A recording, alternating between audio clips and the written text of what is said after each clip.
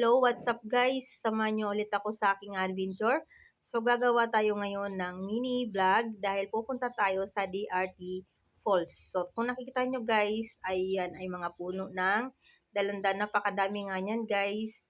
At kung kayo nga guys ay mabilis maglakad mula sa pinagparkingan ng inyong sasakyan ay 45 minutes bago nyo marating ang falls. Pero kung kayo ay mabagal, ay aabutin kayo ng isang oras at ilang minuto bago nyo marating yung falls. So kahit nga guys medyo malayo-layo yung lalakarin ay hindi ka naman mapapagod dahil nakikita nyo naman yung mga dinadaanan nyo, mga puno ng kahoy, hindi kayo naiinitan dahil sa kanila guys. So madadaanan mo rin nga pala itong maliit na ilog. Hindi naman yan maano yung tubig dahil hanggang talampakan lang naman ang lalim niyan. So kung nakikita nyo guys, talagang malinis yung ano natin dito, kapaligiran. Dahil may tour guide nga rin kaming kasama dyan, guys, dahil hindi ka naman papayagan kung wala kang tour guide papunta doon. So, pakinggan natin guys ang lagaslas ng tubig habang aking ninanamnam sa aking mga paa guys. So, pakinggan nyo guys, nakaka-relax at nakaka-chill talaga yung tunog ng tubig.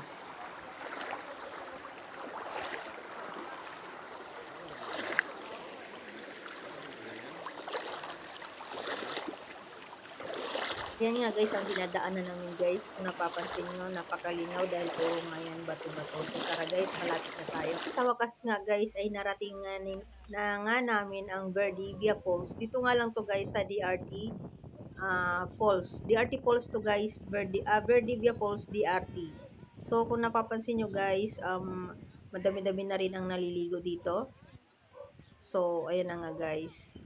Meron nga rin sila dyang parang kawayan na floating. At tayo nga guys ay lumapit doon sa falls at para mag-selfie. So ayan na nga guys.